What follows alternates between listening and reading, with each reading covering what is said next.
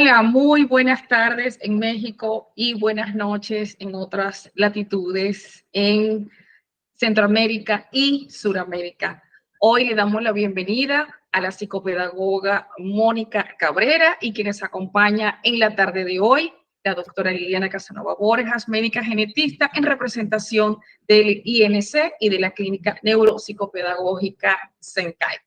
Hoy centramos nuestro tema en la campaña de la Semana para la Concientización del Trastorno de Hiperactividad y Déficit de Atención que estamos llevando desde el INC y la Clínica Sencay junto a una amiga de la casa que es la psicopedagoga Mónica Cabrera, que nos acompaña desde Venezuela, una exalumna también de la formación de posgrado y que además de ser psicopedagoga, es especialista en educación para la integración de las personas con discapacidad, tiene amplia experiencia en formación en disciplina positiva y neuropsicopedagogía en sus formaciones.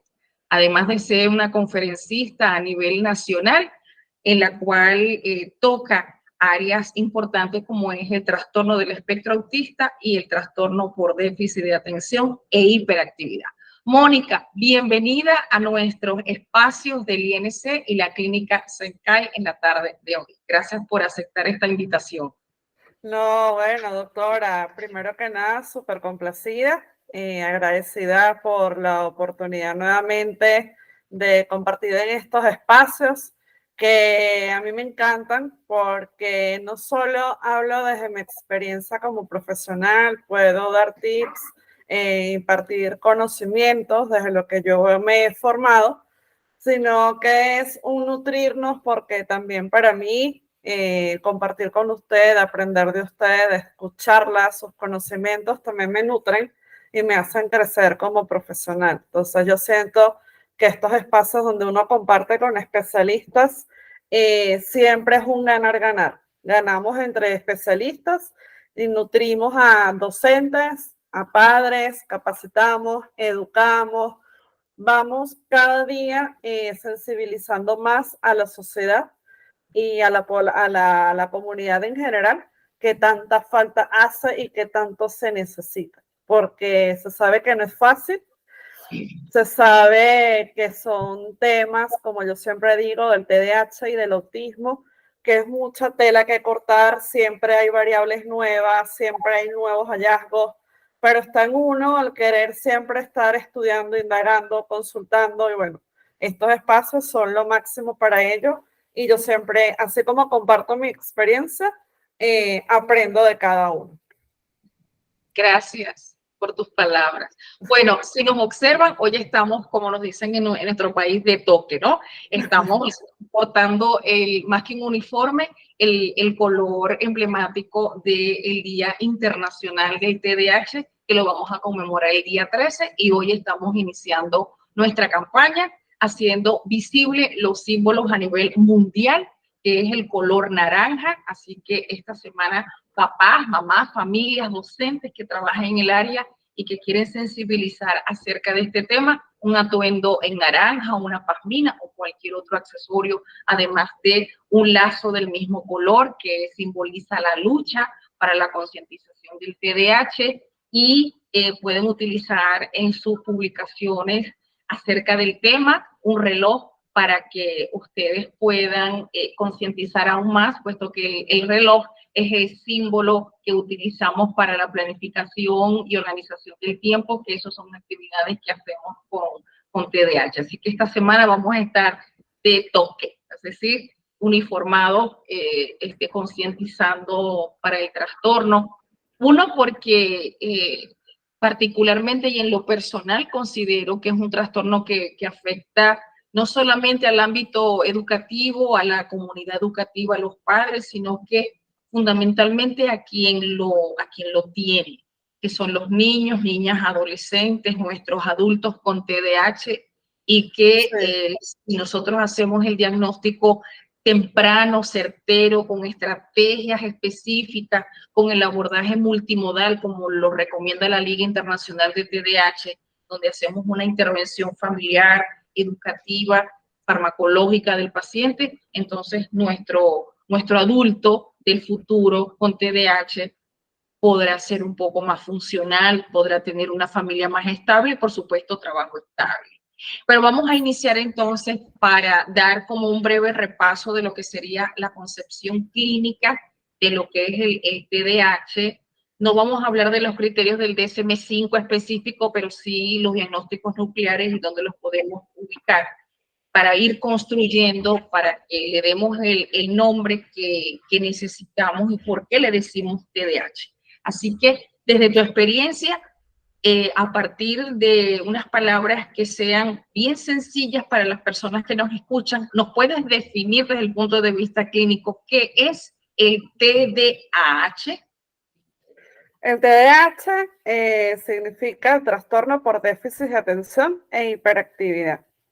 Es bien importante tener en cuenta que es un trastorno del neurodesarrollo que va desde la infancia, como bien lo indicó usted, hasta la edad adulta, cuyo pronóstico va a depender de esa atención y esa estimulación temprana y ese apoyo, esa ayuda, esa asistencia que el niño recibe. El TDAH viene afectando el área obviamente de la atención, la impulsividad y la hiperactividad.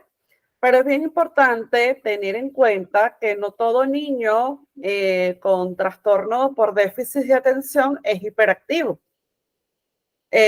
Podemos tener niños con un trastorno de déficit de atención del tipo inatento. No todos los niños son hiperactivos.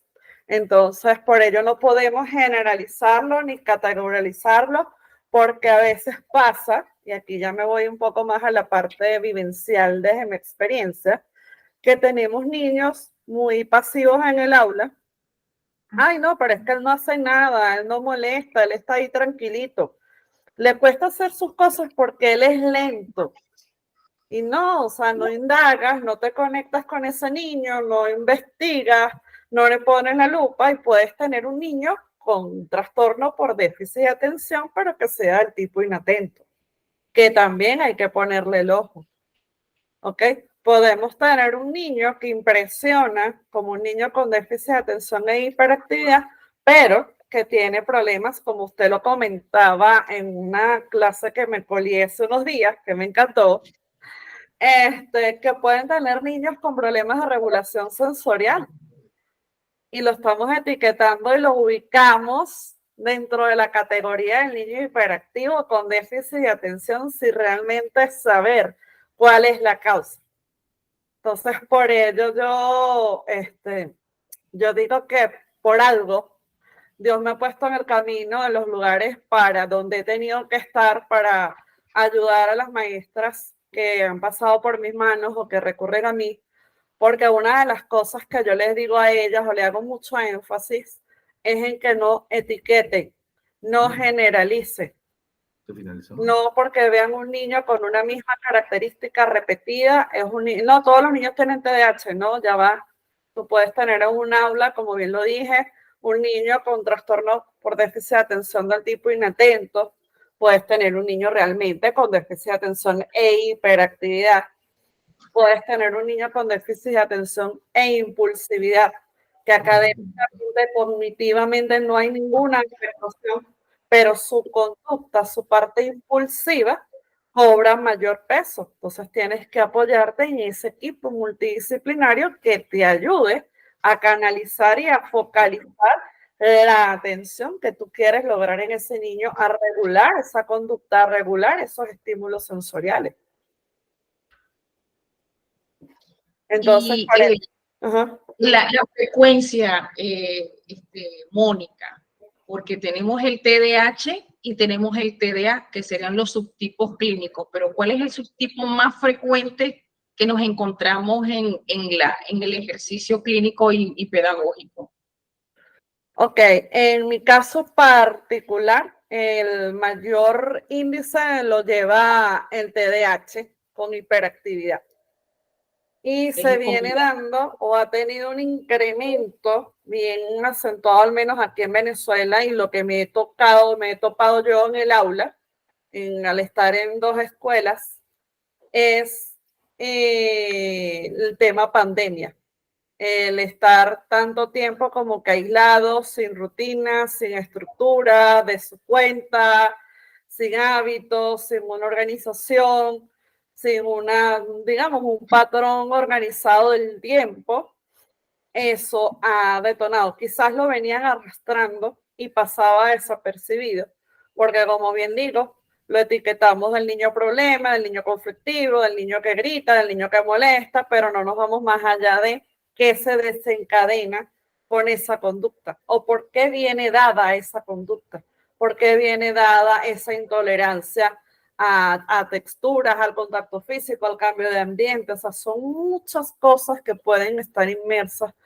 Por eso yo digo que dar un diagnóstico es muy delicado cuando no eres especialista o no estás en el área. A mí a veces me preguntan, no, pero ¿qué diagnóstico crees tú? No, ni yo puedo diagnosticar. O sea, es un trabajo en equipo, yo sola no puedo.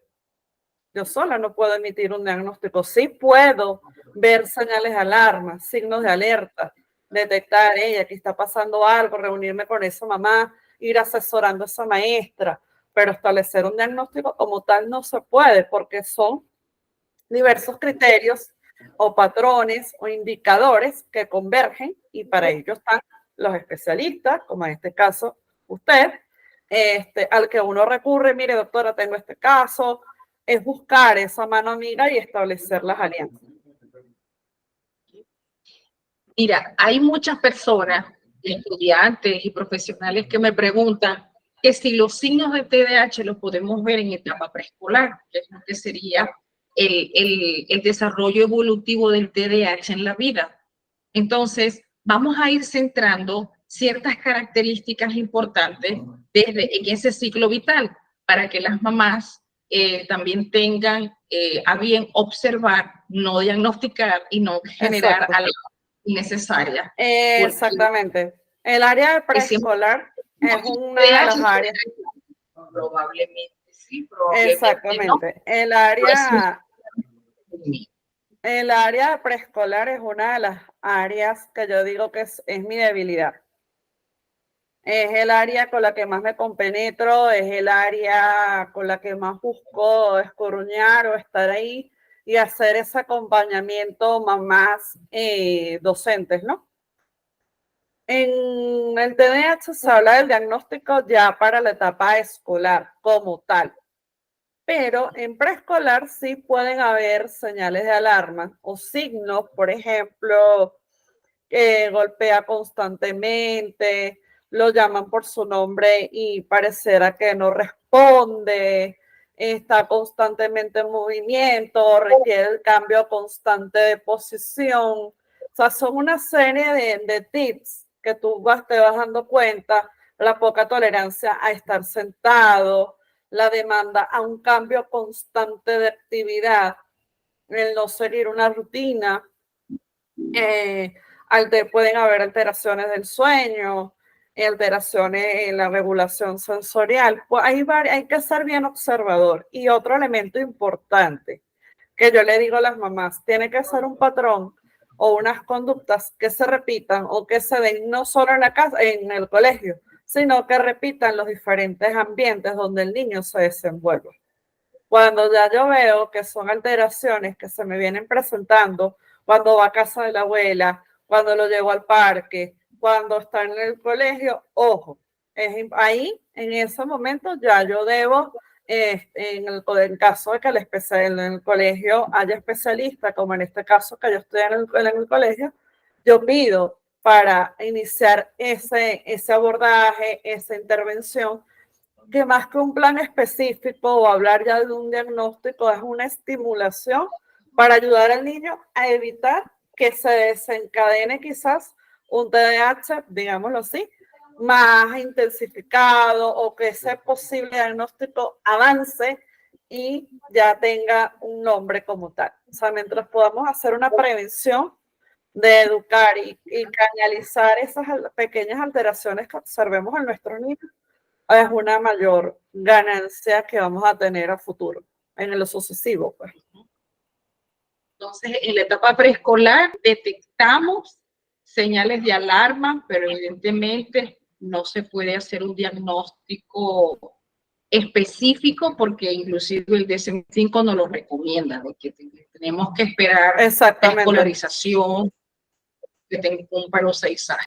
Pero sí es cierto, no es falso que sí vamos a tener, que lo más llamativo en la etapa preescolar es la modificación en la conducta, porque es más, lo que vamos a ver más disrupción en la conducta que otra cosa, ¿no?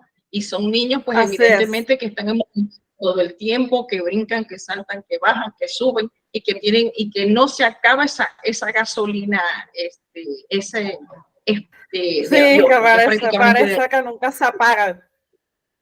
Combustible de aeronave espacial prácticamente, porque tú lo dijiste, también tienen un problema, uno para la conciliación del sueño, o que tienen un sueño muy corto durante la madrugada y ya 2, 3 de la mañana están despiertos y no dejan dormir a nadie, ¿no?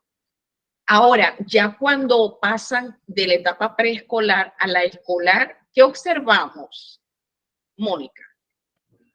Bueno, aquí pueden empezar, se incrementa esa alteración conductual o esa hiperactividad, comienza a ser más marcada. ¿Por qué? Porque va aumentando el nivel de exigencia. Entonces, a medida que aumenta el nivel de exigencia en el colegio, normas que debo seguir, conductas que son esperadas, pero que yo por mi hiperactividad, por mi exceso de energía, no logro regular, no logro canalizar y focalizar, yo digo que ahí hay un choque. Ahí hay un choque, entonces, claro, eso altera el proceso de aprendizaje, entonces dice, no, porque él lo que hace es hablar, lo que hace es estar parado y no copia las tareas, no termina, porque claro, él necesita regular, él necesita tener una estructura, necesita focalizar para poder canalizar ese aprendizaje que tú quieres que él obtenga. Entonces pasa también que muchos de estos niños a nivel cognitivo no tienen alteración, pero su carga conductual, su carga hiperactiva, esa sobredosis de energía, como digo yo, que tiene, debe ser tratada y debe ser regulada por el equipo multidisciplinario. Una pregunta muy frecuente, yo me imagino que se la deben hacer usted porque a mí me pasa, o temor que reflejan los papás o que manifiestan los papás, es en el tema de la medicación. No, ya me lo diagnosticaron, lo van a medicar. Y ya, no, ya va. O sea, no generalices. Con eso tampoco se generaliza.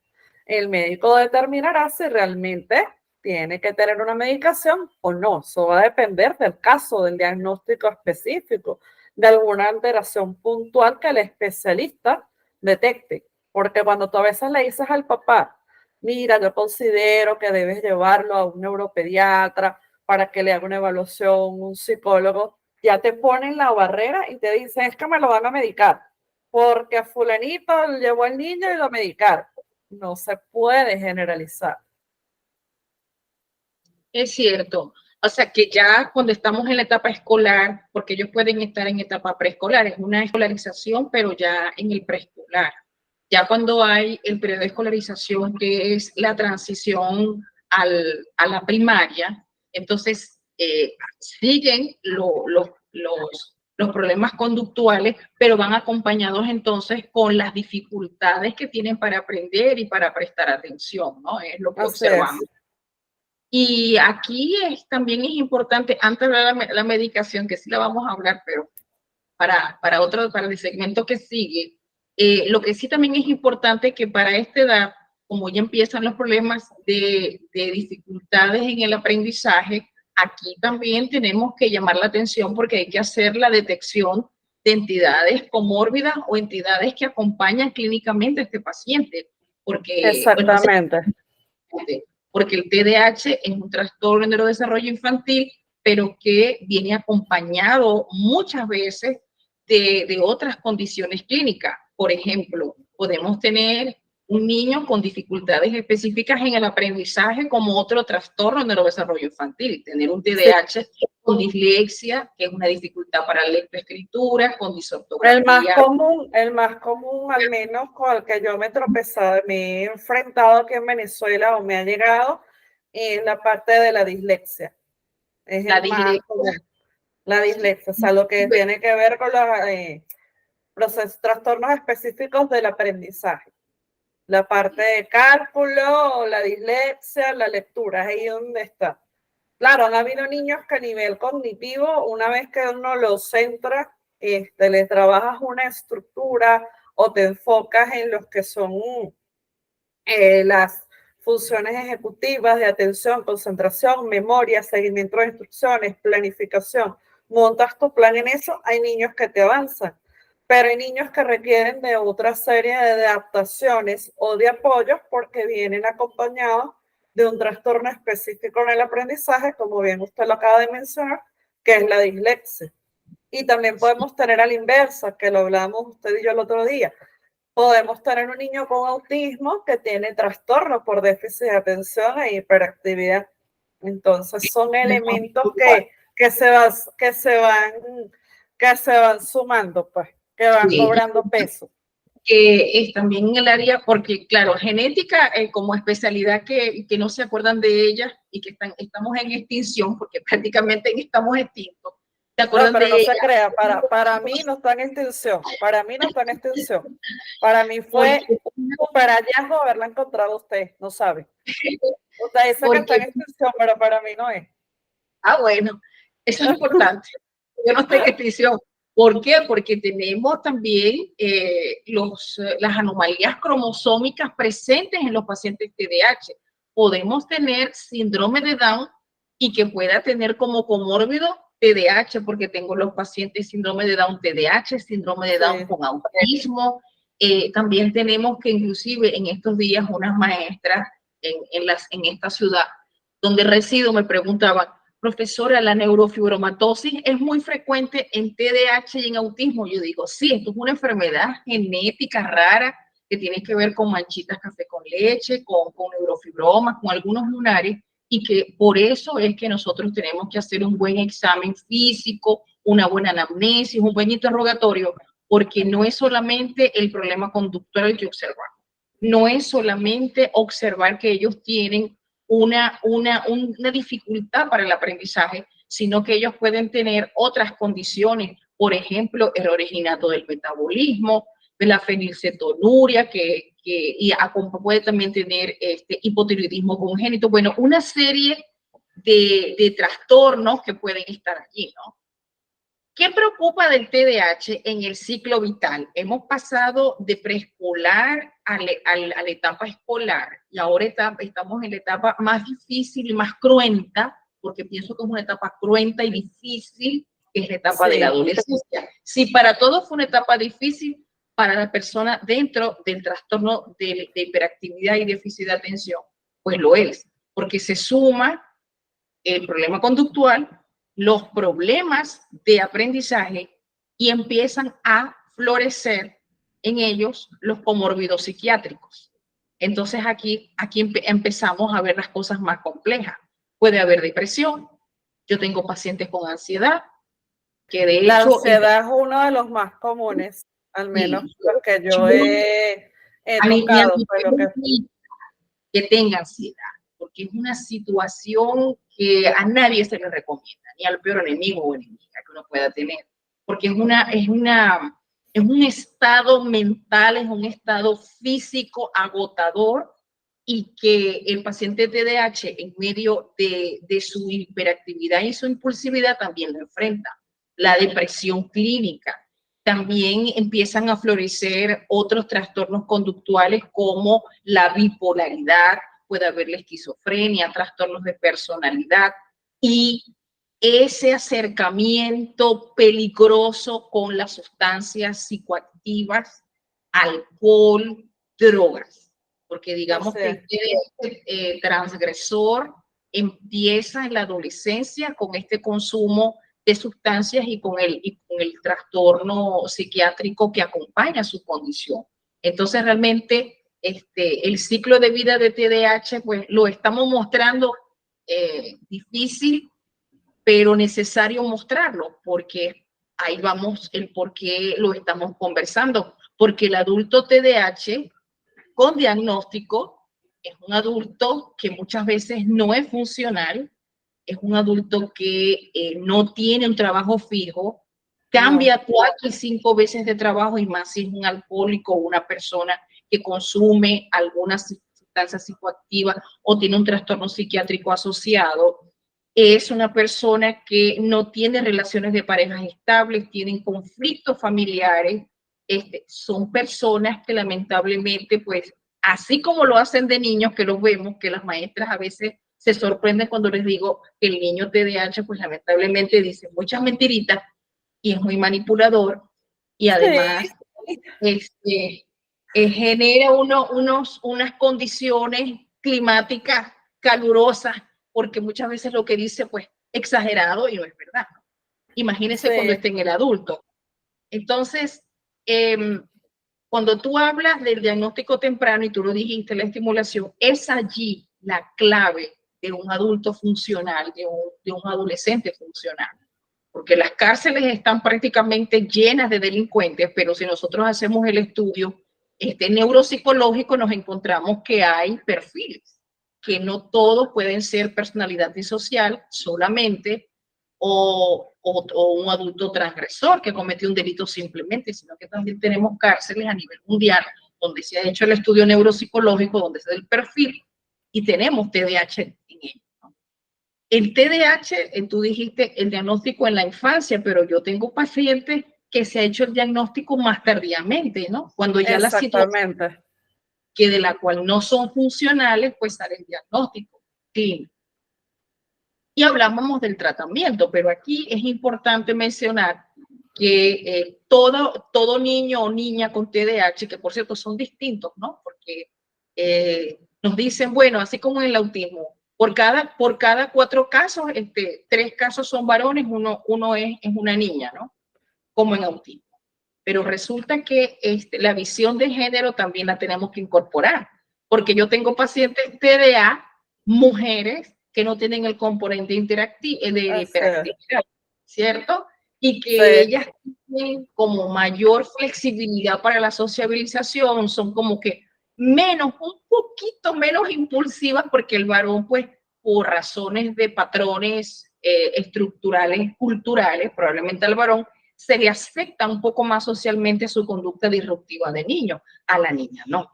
Al adolescente, ¿no? Entonces hay como una adaptación social para poder encajar, para poder ser parte de el grupo o en el espacio de personas donde yo estoy, ¿no? Entonces, como tú dices, hay quienes pasan desapercibidos, y eso es importante mencionar. Y Sí, la hay Liga quienes Internacional. pasan desapercibidos y ocurre lo que usted está manifestando, que se llega a ese diagnóstico es en la edad adulta o es en la adolescencia, en esa transición a la edad adulta, cuando llegan todas esa serie de cambios hormonales, esa etapa del desarrollo donde yo digo que se destapa mayormente, y es allí Pues donde hay muchos diagnósticos que salen a flote, pues, o que se logra dar o se logra ponerle un nombre al diagnóstico de TDAH, porque muchos pasan desapercibidos o pasan por las etiquetas, no, él es un niño problema, es que él tiene un hogar disfuncional y no le hacen caso. Hay muchas cosas, entonces claro, el niño va creciendo, se va desarrollando, va avanzando sin recibir esa atención, y de repente, como yo digo, es una bola de nieve que va creciendo, va creciendo, va creciendo, y si no la paras, llega un momento que crece a tal punto que, bueno, explota y choca, y es cuando de ahí viene realmente el diagnóstico, llega en la edad adulta.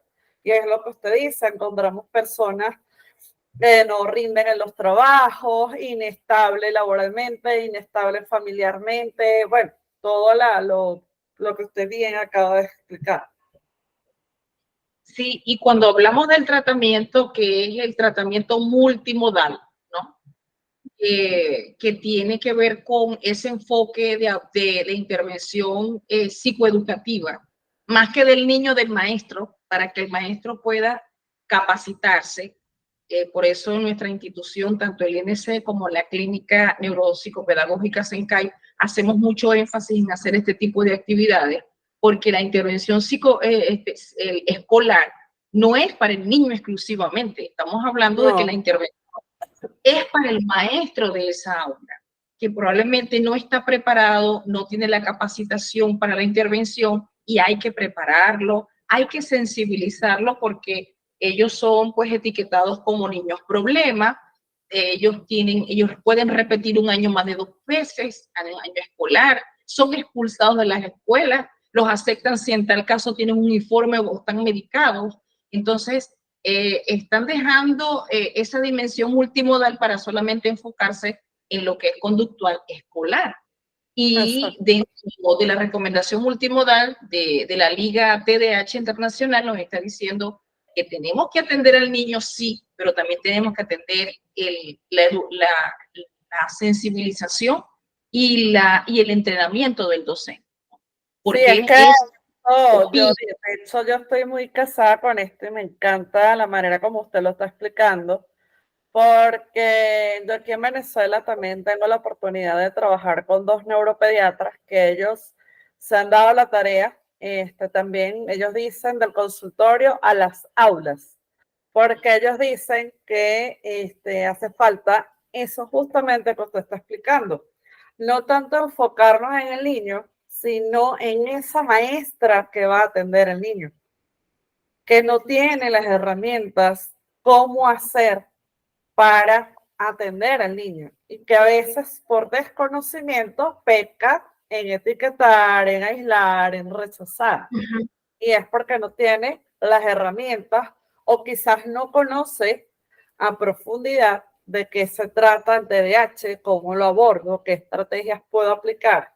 Y una vez que se adentran, como digo yo, o que se abren a recibir la orientación, recibir la formación, a recibir esas orientaciones en cuanto a las adaptaciones curriculares en caso de que el niño lo requiera, porque no todos los niños requieren adaptaciones curriculares, ya ellas se dan cuenta y hacen clic y dicen, wow, mira, no, pero esto no es tan complejo como parecía. No es fácil, pero tampoco es tan complicado.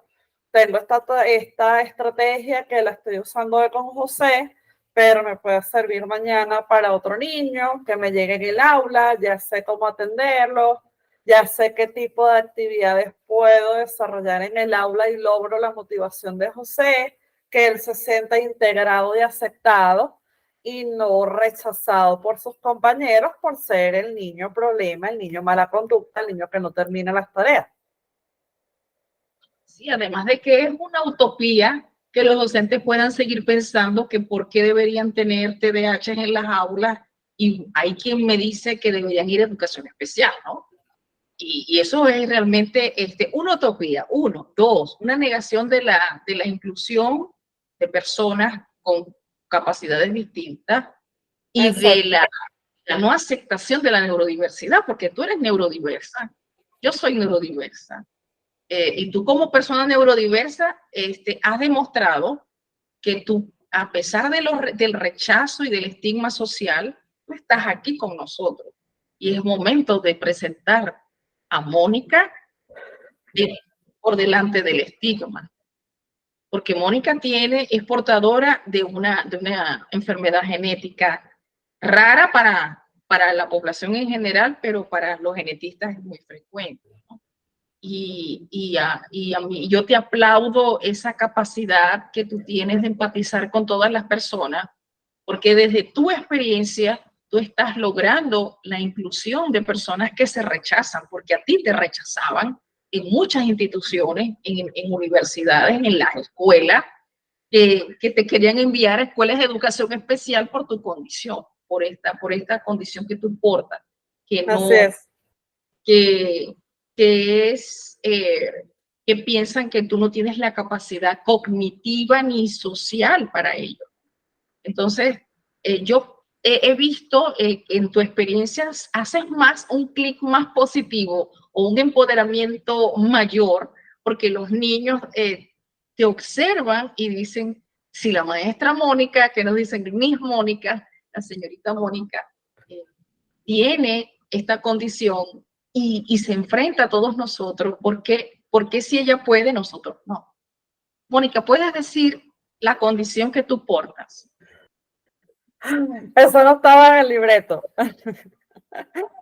No, bueno, yo soy portadora del síndrome de Cruzón.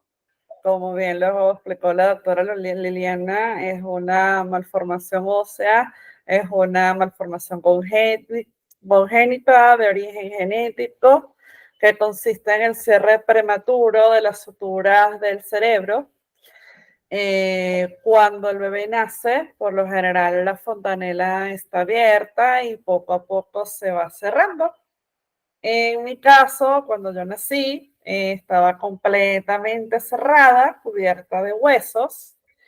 Y bueno, como digo yo, a manera muy coloquial, yo puse a correr al equipo de médicos y a mis padres y a mi familia, a todo el mundo, para que me ayudaran con las operaciones lo más pronto posible, poder corregir, mover las piezas, mover esos huesitos que estaban de más, quitarlos, otros reubicarlos para darle al cerebro ese espacio que necesitaba para crecer y desarrollarse y que no se fuese a presentar, como bien lo estamos hablando aquí, a algún comórbido, alguna otra alteración que interfiriera en mi desarrollo, en mi calidad de vida. En mi caso, gracias a Dios, al momento de mi nacimiento, todo fue netamente óseo. No presenté ni alteración cognitiva ni nada. Yo creo que los hechos hablan por sí solos. Aunque hay mucha gente, como bien lo dijo la doctora Liliana, mejor no lo pudo expresar. Me rechazan, me etiquetan, dicen que yo no tengo capacidades, que yo no tengo potencialidades. Pero bueno, yo dejo que las acciones y los hechos hablen por sí solos. Aquí donde me ven, tengo 39 años y llevo consigo 13 operaciones de la cara, del cráneo, maxilofacial, nariz, todo ha sido reconstruido. Para el momento de mi nacimiento, el pronóstico era reservado porque todo iba a depender de la prontitud con la que hicieran las intervenciones y de la estimulación temprana que yo recibiera. Y bueno, gracias a Dios fui abordada por un equipo multidisciplinario, mis padres no se cerraron, pasaron por su duelo, como yo a veces le digo a muchas mamás, el duelo es válido cuando te dan un diagnóstico, pero debes superarlo, porque mientras más te quedes enfrascada en el duelo, es peor. Mis papás vivieron el duelo, no digo que no, mi familia, pero se levantaron y bueno, esto es lo que tenemos y vamos hacia adelante, pues. Hoy por hoy, aquí donde me ven a mis 39 años, yo continúo con mis controles médicos periódicos porque no me descuido. Mi equipo odontológico, a nivel oftalmológico, porque del estrabismo, que es una de las alteraciones que trae el síndrome de Cruzón, fui operada, pero siempre queda una secuela. Te mandan a utilizar lentes, aquí tengo mis lentes. El año antepasado, perdón, en el 2021, me diagnosticaron una pérdida auditiva.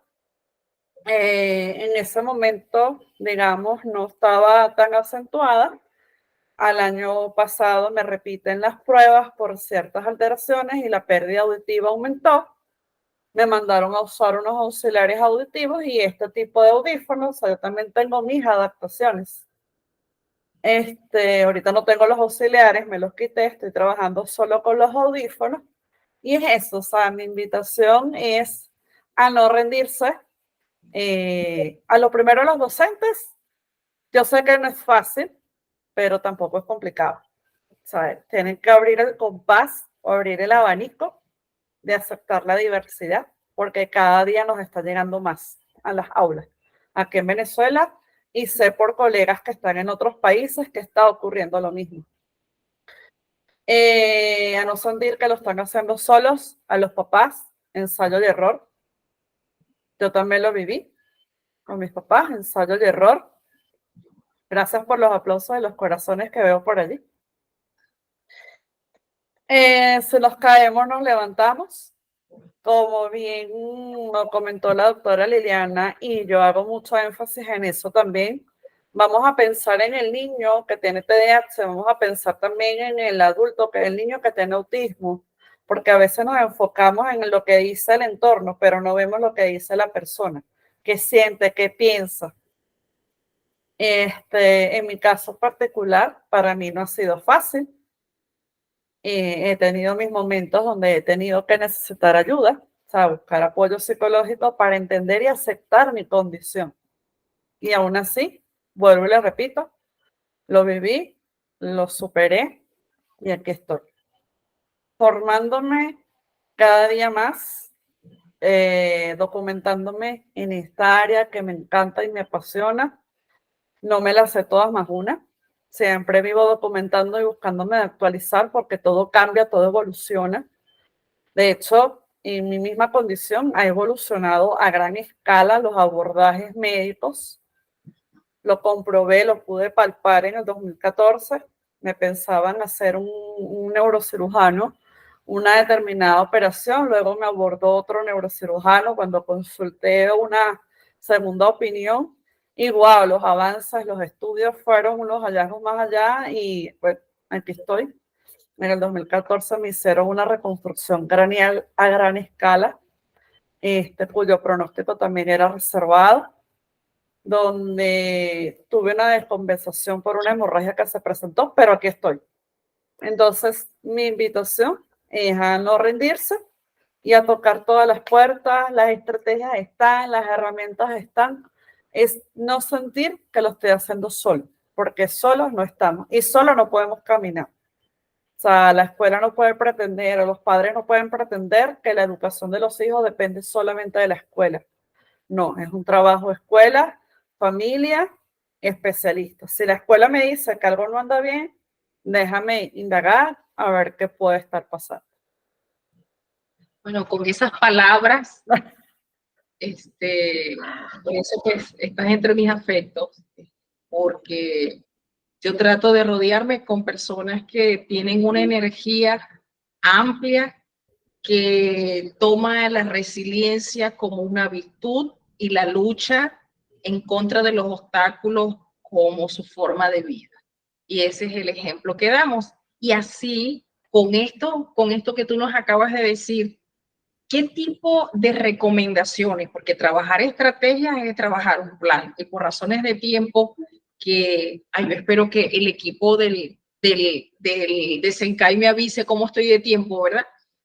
Que nos digas qué tipo de tips podíamos darnos, por lo menos algunas para las maestras en la etapa preescolar, porque en la etapa preescolar, pues ya esto es conductual, pero siempre los maestros dicen qué nos recomiendan para trabajar con ellos.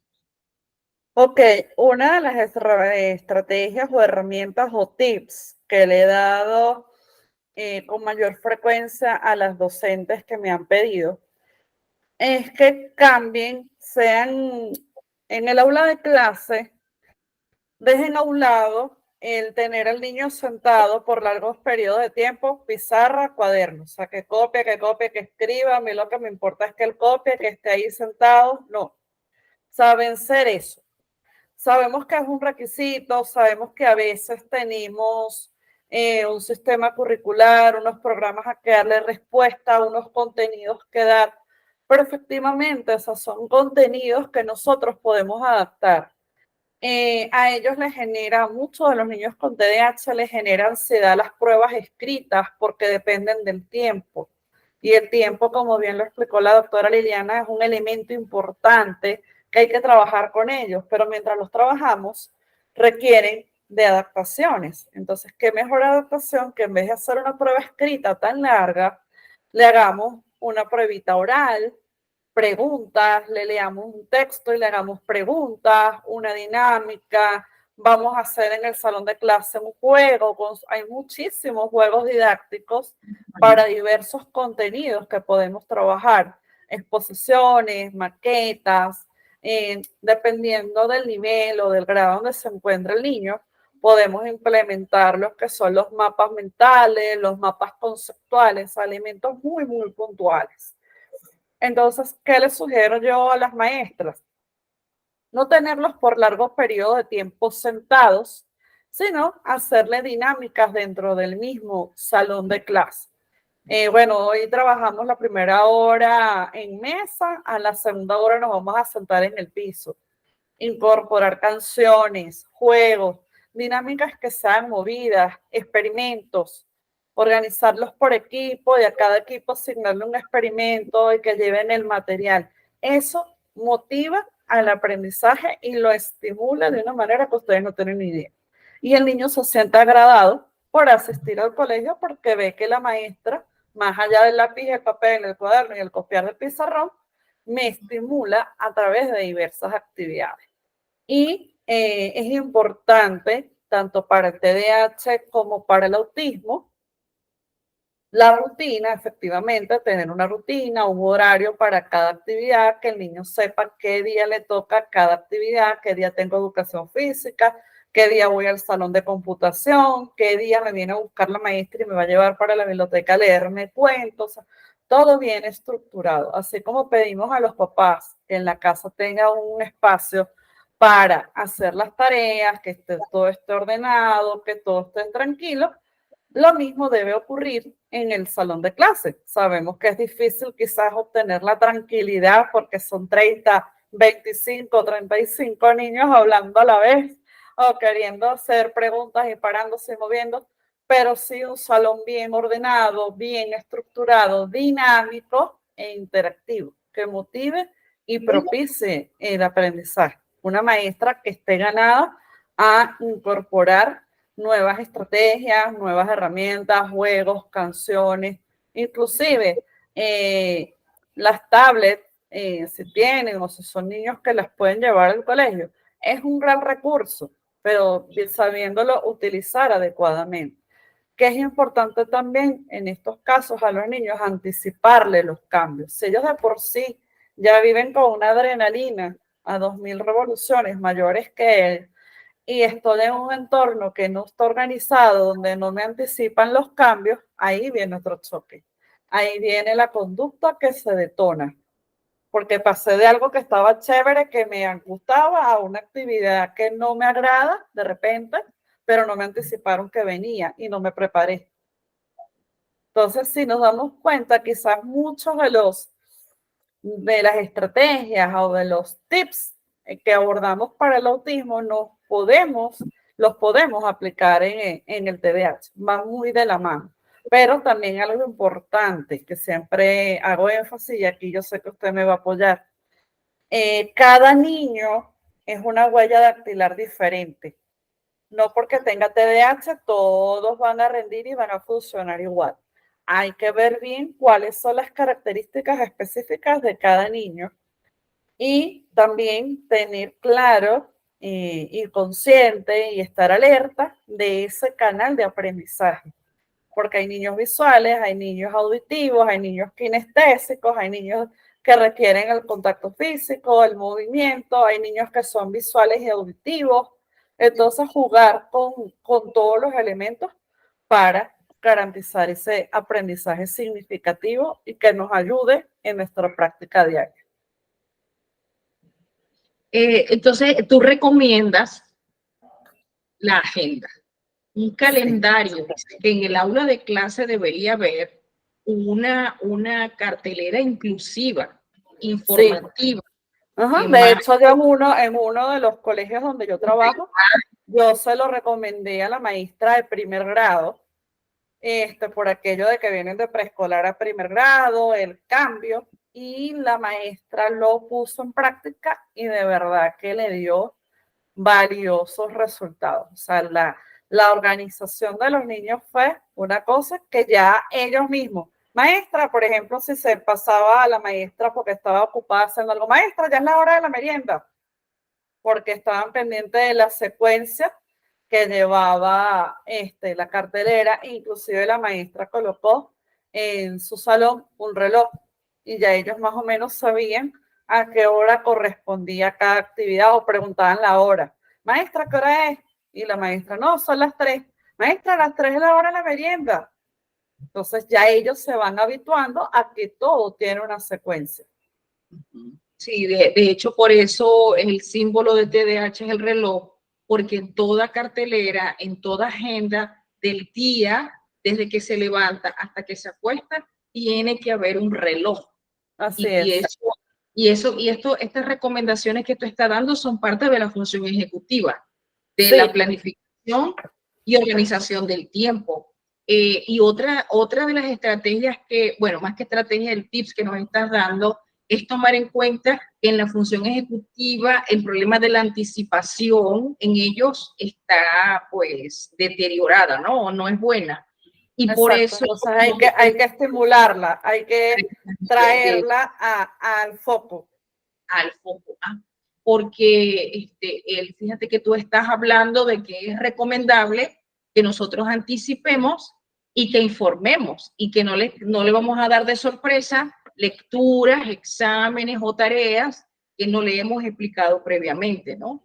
Y otra de los tips que veo que tiene que ver con la neuropsicología del TDAH, que se lo vamos a ver nosotros el jueves con la psicopedagoga y neuroeducadora Vicenza Gil desde Chile, están todos invitados a nuestros grupos de entrenamiento los jueves que coordinamos desde el INC. También tú hablas de cómo el control de los impulsos. Hay un tips que tú diste en donde tenemos que comprender que un niño con hiperactividad no puede estar sentado más de una hora y que tenemos que tener para el control del impulso, manejar otras estrategias de tiempo fuera, de lo que llamamos la pausa activa, para que ellos puedan cambiar de una actividad y luego exactamente. no. Es que de hecho tuve un caso en uno de mis colegios de un niño donde ya él llegaba a un punto, donde yo digo su tolerancia a estar sentado llegaba a un nivel que él mismo se salía solo del salón. Y claro, al principio él no estaba diagnosticado. La maestra me decía, no, pero es que él busca salirse, o sea, él mismo buscaba regularse. Cuando se comienza todo el abordaje, que se aclara el diagnóstico, y no era que no está diagnosticado, sino que lo que pasa mucho, los papás ocultan el diagnóstico por temor al rechazo. Ya yo venía teniendo mis sospechas de un TDAH y cuando comienzo la intervención me doy cuenta que sí.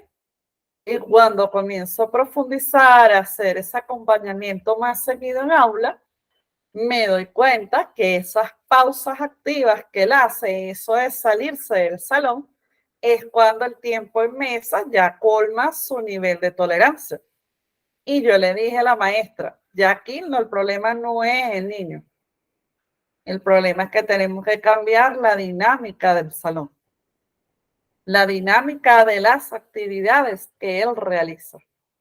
Ya, por ejemplo, te hizo una copia, bueno, ya deja la copia, terminó la copia, chévere, lo felicitas, elogias y pasas a otra actividad. Y le das la opción inclusive de que él elija.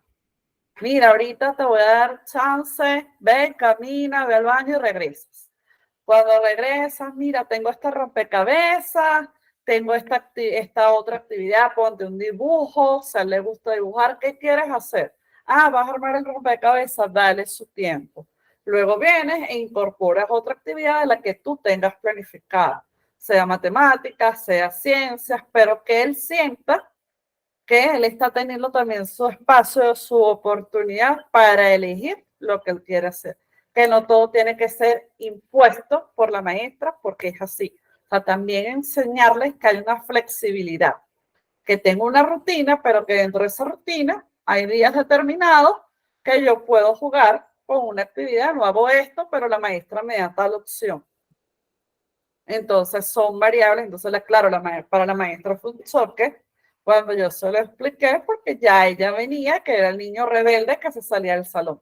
Y yo le dije, no, él no se está saliendo del salón porque es un niño rebelde, no, él necesita regularse, él se está regulando. Déjalo que dé una vuelta a la manzana, que tome agua, que vaya al baño y ya tú vas a ver que él solito va a regresar.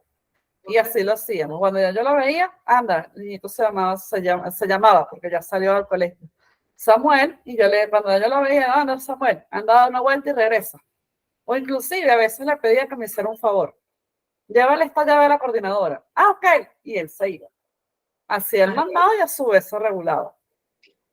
Bueno, sí, porque tú le dices regulación, es cierto, es una forma de que ellos, porque algunos pueden regularse, otros no, cuando es una hiperactividad ya del tipo grave, ¿no? Exacto, sí, Ya, dependiendo de las características, obviamente. drenar energía, buscar actividades en las cuales ellos puedan drenar, intercambiar energía. Yo particularmente no recomiendo que hagan deportes de contacto físico porque ellos tienen una fuerza que no Eso controlan. es lo otro. Pero siempre recomendé a la mamá de mis pacientes que pudieran hacer karate, judo, pero no en combativo o no intercambiando movimientos de físico, pero Exacto. sí que participen en la disciplina porque tanto el judo, el karate o cualquier otra arte marcial les ayuda mucho a la parte de concentración, regulación, disciplina, respiración que ellos necesitan. Claro, estoy hablando de un arte marcial. Hay otros niños que probablemente se sienten mucho mejor yendo a natación y al parque. Yo siempre digo a las mamás, si usted tiene un parque y está seguro, deje que drene, que corra. Exactamente. Que se dé vueltas en la arena, que se aviente por una montaña si hay seguridad, porque ya con eso ellos pueden drenar ese exceso de energía. Pero también otro problema que tenemos con ellos, que considero preocupante, es cuando mienten y cuando exageran una situación, ¿no? Y eso Porque desarrollan una habilidad para las mentiras y para de un cuento así, ponerlo así, increíblemente. Increíble. Además de que se lo creen, ¿no? Son Sí, mentiras que ellos, como yo les digo, ellos se meten en el papel. Ellos hacen la obra completa. Y por supuesto uno ve todos esos cambios físicos y uno no puede poner en duda que sea verdad. Entonces, también hay tips o hay ciertas actividades que tenemos que desarrollar con ellos en cuanto a asumir la responsabilidad, porque toda acción tiene consecuencias y en el TDAH ellos no asumen las consecuencias de su acción. Eso es una característica. Por eso lo de la impulsividad. No miden el peligro o no miden el impacto que puedan dar sus palabras. Entonces, sí. el valor de la palabra, del compromiso, de decir la verdad, no se logra el 100%, pero sí ese es un valor que tenemos que trabajar. Sí, como bien lo dice usted, es un valor agregado que se debe abordar y se debe trabajar, y ahí el principal aliado es el psicólogo en este caso, porque sí, ciertamente ellos como que no tienen esa noción o esa habilidad para el manejo de las mentiras, de que una acción tiene una consecuencia.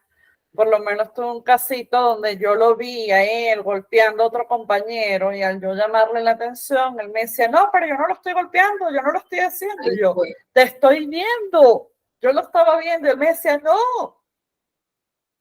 Entonces, yo no fui. Yo no. O sea, casi que te dejan a ti como la loca.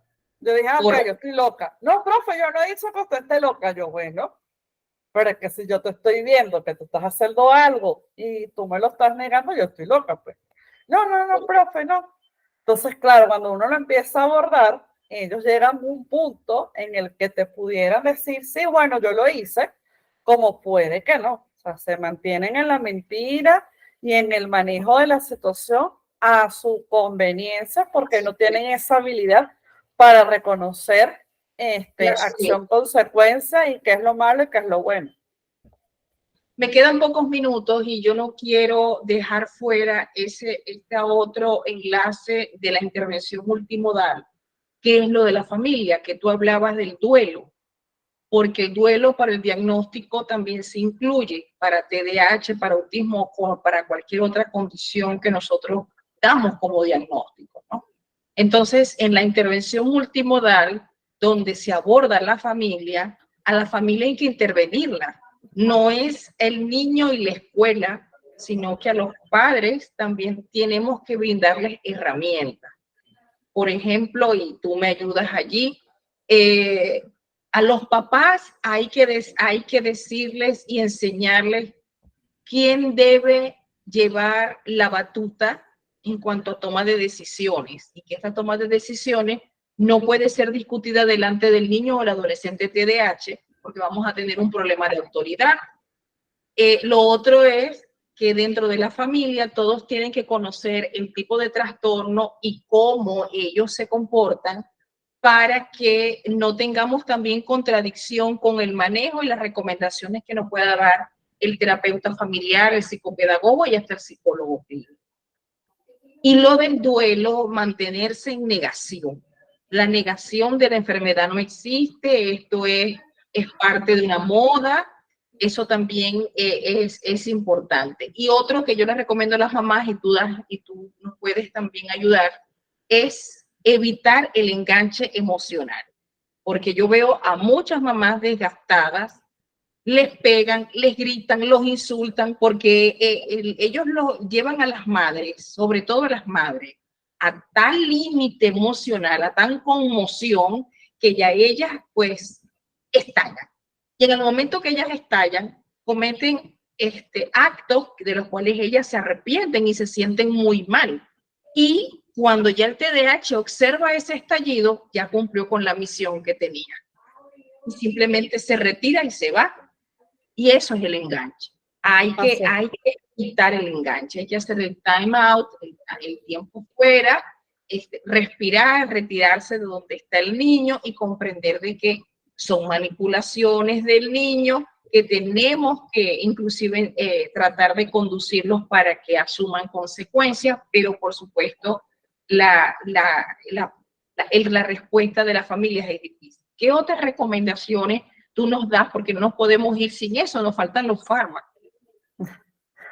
Ok, bueno, básicamente, como bien usted lo abordó, las diferentes aristas que mencionó, y como yo también hice mención puntos atrás, es válido el duelo, porque no es fácil enfrentarse como padres a un diagnóstico que no estaba dentro de lo que yo esperaba. Pues yo esperaba un niño sano, un niño normal, porque ellos mismos te lo refieren. Y ahora tengo un niño, maestra, que es así, y ay, me saca de quicio, y yo le pego y le grito todo lo que usted está mencionando. Entonces, yo le digo, primero que nada, que busquen apoyo en esos casos psicológicos para el abordaje de las herramientas desde el punto de vista conductual, aparte de las adaptaciones que deben hacer en la casa, esa toma de decisiones que la carga a la hora de toma de decisiones, de implementar las normas y los límites, que toda acción tiene una consecuencia, debe de ir 50 y 50, o sea, papá y mamá. No puede darse, porque en muchos hogares se presenta, que dicen, pues la mamá es la mala y el papá es el bueno, porque la mamá es la que pone normas, pone estructura y el papá es el que viene y altera el orden. Entonces debe de haber una línea, una sola línea por la cual se establezcan las normas, los horarios, los límites, las acciones y las consecuencias. Porque ciertamente no es fácil, como usted bien lo indicó, ellos llegan a un punto porque tienen esa habilidad de llegar a un punto, a una escala de detonar o hacer detonar al adulto, y no miden la acción. O sea, ellos no tienen esa noción de que, bueno, ya mi mamá se está molestando y me va a pegar, ¿no?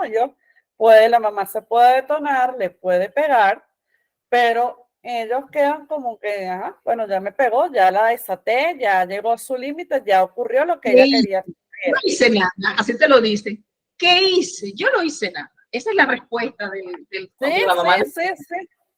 Y eso Entonces, y después es quedan como si nada, la mamá le pegó, lo castiga, ok, y él cumple su castigo tranquilo, porque para él no pasó nada, él no hizo nada, pero ya llegó al límite, rompió las barreras de la tolerancia y el manejo de la mamá. Entonces, lo que usted indica, todo está en no engancharse y efectivamente cuando está así, a veces es hasta mejor, digámoslo, ignorarlo, dejarlo solo, pero a sabiendas que está en un lugar seguro donde no vaya a atentar contra su vida en un arranque que le dé, porque ellos no tienen la noción de peligro, no tienen la noción de que puedan hacer daño más allá de, por su hiperactividad, por su baja tolerancia a la frustración, por la impulsividad que cargan. Cuando están detonados, ellos no miden. Entonces, como la idea de ellos es detonar a todo el mundo, pero no importa, porque yo estoy bien, pero creo un ambiente desestabilizado. Bueno, ignorar la conducta, pero garantizando de que el niño esté en un lugar seguro, de que esté tranquilo, de que no corra riesgo de que se vaya a dañar. Y darle ese tiempo fuera. Calmarte tú, se calma él si es el caso, y luego vuelven y convergen. Yo tuve el caso también de un niño que atendía, porque ya está a otro nivel y ya de verdad que está bastante controlado. Pero en el tiempo que yo lo tuve como psicopedagoga, conjuntamente con un equipo multidisciplinario, él es un chico con baja tolerancia a la frustración. Y a él le daban crisis, pero crisis fuertes. Pero la mamá llegó a un punto de aprender a manejarlo en el sentido de que cuando ya ella veía ese termómetro que estaba subiendo, ella lo paraba, ella va, respira, vamos a hablar, ¿qué pasa? Te estás alterando, estamos haciendo esta tarea tranquilo, ¿qué está ocurriendo? A veces ella lograba manejar la situación, otras veces se detonaba, pero ¿qué hacía ella? Él mismo optó como mecanismo encerrarse en su cuarto. Entonces ella lo que hacía era que buscaba, claro, tener la llave a salvo, lo dejaba en el cuarto, pero cada cierto tiempo iba monitoreando. Y el mismo chico solo en el cuarto, como que su tiempo fuera, él se calmaba, de repente podía gritar, podía caerse a golpes, como le decía yo, con la almohada, pero no pasaba de allí, porque la mamá logró tener como que, bueno, enciérrate en tu cuarto, vete para tu cuarto. Cuando te calmes, vienes y hablamos nuevamente. Y así, claro, ella se iba asomando periódicamente a la ventana, a la puerta, iba monitoreando, iba viendo que estaba todo controlado. Pero sí hay casos donde las mismas mamás te dicen, profe, es que no sé, se me acaban las herramientas, se me acaban las ideas, él juega a acabar conmigo, ¿por qué es eso? Pero bueno, todo es cuestión de tener paciencia, como siempre lo digo, cada uno es una huella dactilar diferente, cada uno responde de manera distinta, cada uno los estímulos que desencadenan esa rabia o esa baja tolerancia a la frustración, esa impulsividad son distintos. Puede ser un factor ambiental o un ambiente que a él no le agrade.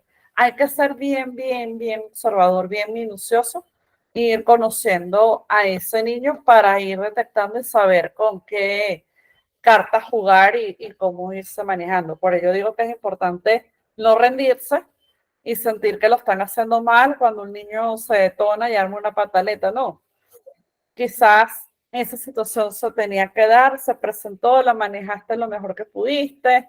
Vamos a intentar mañana con otra herramienta, a ir viendo cuál es la que más beneficio nos aporta a nosotros para poderlos ayudar a ellos. Bueno, ya a mí se me acabó el tiempo y me pasé un poquito y a mí el equipo de Sencay no me ha dicho nada. Pero bueno, realmente estoy muy agradecida por todos los aportes que nos diste en la tarde de hoy, que luego se va a retransmitir en nuestro canal de Facebook, en la Clínica Sencay, para que ustedes vean ya el diferido y también puedan disfrutar de esta conversación, y en donde les vamos a dar la recomendación de que se unan a nuestra campaña de la Semana de Concientización para el TDAH, una campaña que estamos llevando con nuestro Instituto de Estudios Neuropsicológicos y nuestra clínica neuropsicopedagógica Sencay. Así que el INC y el Sencay de la mano esta semana, donde les estamos invitando a unirse a nuestra campaña. Hoy estamos vestidas con el color que a nivel mundial representa esta campaña de concientización, que es el color naranja. Así que si usted tiene un familiar, hijo, pareja, esposo o cualquier otra persona que sepa que tiene el TDAH, puede utilizar esta semana algo naranja. También puede utilizar un lazo color naranja para que simbolice la lucha para la concientización del TDAH, y se les invita para que ustedes hagan sus grabaciones, que hagan sus posts en Instagram, en Facebook, en el TikTok, en la plataforma digital que a ustedes más les guste, y nos etiqueten con el hashtag de INCTDH, con el hashtag Senkai, TDH y CAM Chiapas TDH. Con esas tres etiquetas, para que nosotros podamos entonces visibilizarnos en las distintas plataformas, porque mientras más hashtags utilicemos, más, mejor nos podemos etiquetar, nos podemos visibilizar. Recordándoles que esto es para una semana en la cual el 13 de julio es el Día Internacional, y nosotros como organizaciones del área neuropsicológica y de atención clínica estamos unidos para la sensibilización. Esta campaña inicia hoy y la cerramos el día jueves con una invitada desde Chile, con la psicopedagoga y neuroeducadora Vicenza Gil Zambrano, la cual vamos a estar hablando acerca del TDAH y su enfoque desde la neuropsicopedagogía, para que ella también nos dé sus herramientas. Por tanto, vamos a hablar del cerebro TDAH y cómo hacer ese abordaje y análisis desde la neuropsicopedagogía. Mónica, muchas gracias por tu tiempo. Sé que por el país ahorita está pasando por un momento de situación de estrés por suministro eléctrico. Qué bueno que pudiste estar con nosotros sin corte, y estás y permaneces. Es una bendición tenerte entre mis afectos y como parte de amigos del INC y de la clínica Senkai. Y espero que también nos puedan acompañar por nuestro canal TikTok de Senkai, para que también vean a nuestro equipo formidable que está haciendo ya nuestra campaña y les está recomendando estas actividades. Angie y Paloma, que son mi equipo del área de genética clínica y que son las responsables de llevar las campañas semanales a través de nuestro canal de TikTok. Les recordamos que todas las semanas estamos a través de Facebook con nuestras actividades de concientización, y los jueves que tenemos los cursos y los entrenamientos sin costo, para que en 2 horas ustedes puedan obtener por lo menos las herramientas más puntuales. Mónica, para cerrar tus palabras y nos vamos porque nos pasamos del tiempo. No, ya que no tengo palabras que decir, totalmente agradecida. Como bien le indiqué al comienzo, estos espacios me los disfruto mucho, son de gran aprendizaje para mí, y más allá del conocimiento que yo pueda impartir desde mi experiencia, siempre he ganado a apoyar, a educar, a sensibilizar. Estos espacios de verdad que a mí me encantan porque es lo que hace falta, es lo que demanda la sociedad, es lo que se necesita para poder garantizar ese desarrollo integral de esa persona con TDAH, con síndrome de Down, con autismo, con la condición que tenga. Brindarle calidad de vida, educando, formando y sensibilizando. De mi lado, súper complacida. Ya me voy a organizar para ver si me puedo anotar en la clase del jueves, en la sesión del jueves con la licenciada Vicenza. También una excelente colega de quien siempre aprendo y es grato compartir con ella. Y bueno, decirle que lo tengo en mis afectos se queda corto, el sentimiento es mutuo, anhelando el momento para conocerla. ¿No se escucha? Decía que para mí es un gran y enorme orgullo tenerte entre mis afectos como parte del equipo. Fuiste mi estudiante. He sembrado una hermosa semilla de conocimiento desde las neurociencias, porque la evolución contigo ha sido maravillosa. Además de que vienes ya con un bagaje y una experiencia hermosa, pero ya he visto cómo has evolucionado y cómo has renacido en las neurociencias, y eso para mí, pues, me doy por servida de la actividad como docente que llevo de hace bastantes años, ¿no?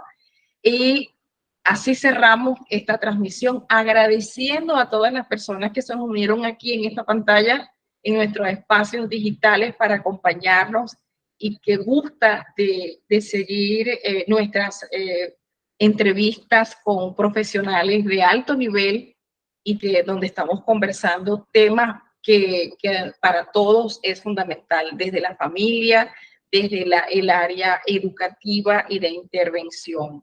Así que me despido de ustedes, deseándoles una feliz semana y que empiece la campaña de concientización para TDAH. Recuerda, si tienes un hijo, una hija, hermano, esposo, cualquier otro familiar con TDAH, únete a esta campaña. Utiliza un atuendo naranja o un lazo naranja, porque ese es el color de la lucha para la concientización. Y no te olvides del reloj para la planificación del tiempo y de las tareas para ayudarlos en sus funciones ejecutivas. Chao, chao. Se les quiere mucho. Chao. Gracias.